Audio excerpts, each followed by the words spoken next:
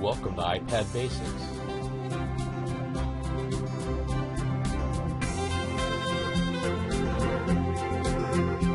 This video brought to you by EdTech Quick Tips.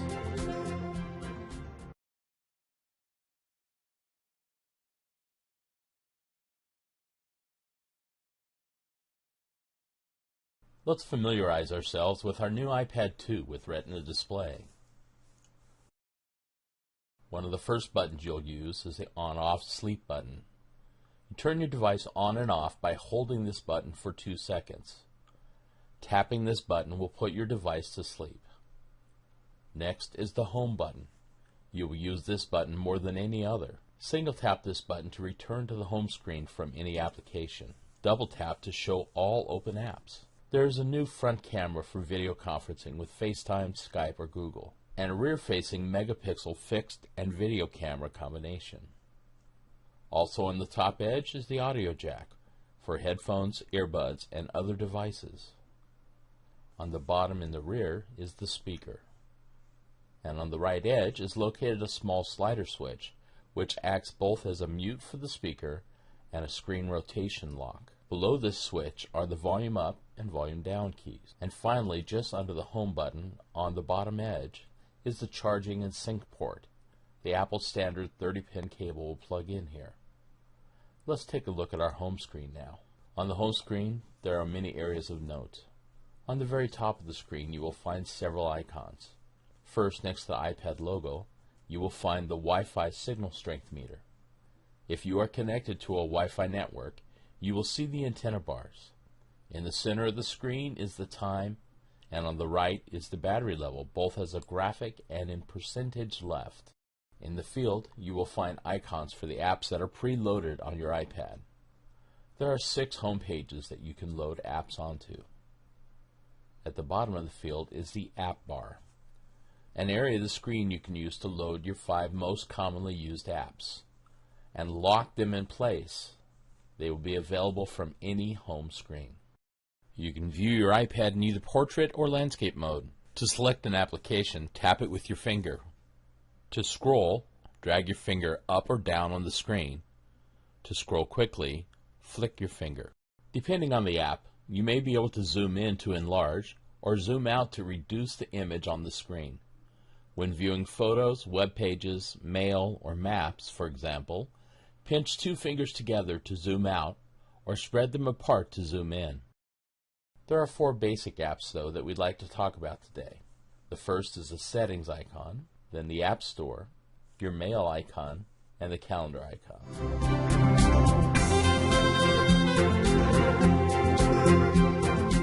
We'll talk about each of these individually.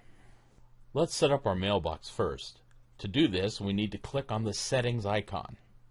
This opens up our settings main page. There are a number of important settings found here. You'll see from the top left the airplane mode, and then your Wi-Fi and Bluetooth settings. You can turn on either radio, and then you will be prompted to select an available network. Next is the Do Not Disturb button. This keeps your notifications from ringing through at night, waking you up. Next is the notifications area. Here you can decide how and when you will be notified of text messages, mail, FaceTime, calendar, etc. Let's skip down to the Mail, Contacts, and Calendars tab. When you first open this tab, you will not find any accounts set up. You will need to set up your email account by clicking the Add Accounts button. Let's go ahead and set up our RCS email. The RCS email server runs on a Gmail backbone, so click on the Gmail icon to proceed. You will be prompted to enter your information. I will enter mine as an example. Name, Craig Conley. Email, craigconley@rcs.edu. I'll put in my password, and as a description, I'm going to call it RCS Mail. You can call it anything you want. This is just a descriptive name used when you have several email accounts set up so you can tell them apart. Press Next at the top. You are then prompted to choose which items you want to sync from this account: email, calendars, and/or notes. Then press Save in the upper right. You should now see your account listed in the account area on the right. Repeat this process to add other accounts, for instance, a personal Gmail account or a Yahoo account.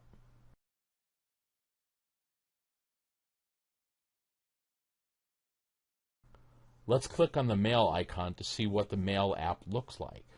There are two panes in the Mail application. On the left, you will see all the accounts you have set up. If you click on the account name, you will see all the email for that account. The account name will be listed in the top left. Below, you will find the titles of any emails that you have received. The right-hand pane is a preview pane. You can touch any of the email titles to preview the email in the right pane. Tap in the preview pane to expand the window. At the top of the preview pane are several useful icons. The first is a flag. You can use the flag to highlight priority emails that you want to be able to get back to and find later. Next is the Move icon, which allows you to sort your email from the main inbox into other folders or the trash. Simply tap the Move icon, then the folder you want the email to go to. Next is the Archive Message icon. This allows you to move an email you want to save but don't need everyday access to out of your inbox and into the archive. You can always access it from the All Mail tab. Next are the two most commonly used buttons. The first is the Reply button, which is designated by an arching arrow. When you tap this button, you are actually giving three options: Reply, Forward, and Print. Each function acts as you would expect, except the Print button. This is only used if you have access to and are connected to Apple printers. There are other ways to print from your iPad, but we will cover these in another video. Last is the Compose button, which allows you to open a new email to send out. Press the Home button to get back to our apps.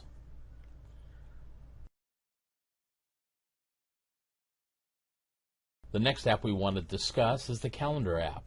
To get started, let's go back to our Settings icon. We'll need to choose the Mail, Contacts, and Calendars tab. In the right-hand pane, you need to use your finger to scroll down by flicking upward on the screen. This will scroll the display upward so you can see the second half of the pane. Near the bottom, you will find the default Calendar tab. If you only have one email set up, then it will be listed here automatically. If you have set up several emails, you will want to define which email account is the default account for your calendar, meaning which calendar you will post events to when you press the Add Events button in the calendar. You can switch to other calendars, but this is the one it defaults to. If you have more than one email, click on the little arrow to open a selection pane.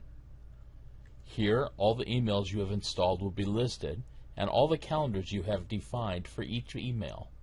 You can choose which will be the default by touching it, which will move the check mark.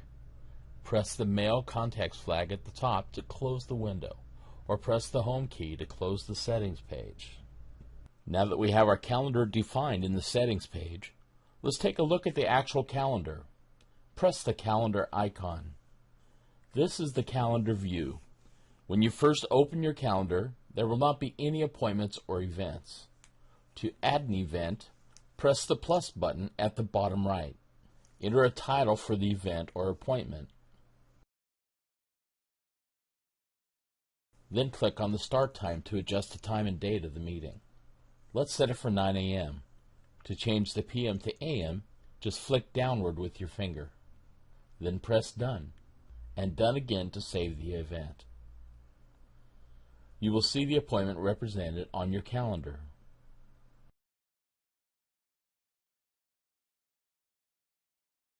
The last of the four basic apps is the App Store. You will need to navigate the store to download any other apps that you may want. With the amount of available apps approaching 500 million, there are a lot to choose from. Let's press the App Store button and see what we can find. This is the main screen in the App Store.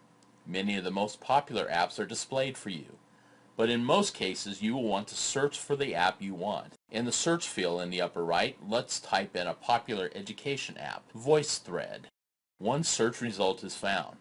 VoiceThread is a free application, so click on Free and then Install to start the install process. You will be prompted to enter your Apple ID, even if it's a free app. It will take a few seconds to download depending upon your broadband connection. Once it is complete, the app icon will show up on one of your home screens. You can drag it to another screen if you want. Here's our home screen with the 4 basic apps in the app bar. But I said earlier that you can have up to 5 apps anchored to the app bar, so let's add another. Press and hold the Safari icon till it begins to shake. Then drag it to the right of the calendar icon on the app bar. Now we have 5 apps anchored to the app bar.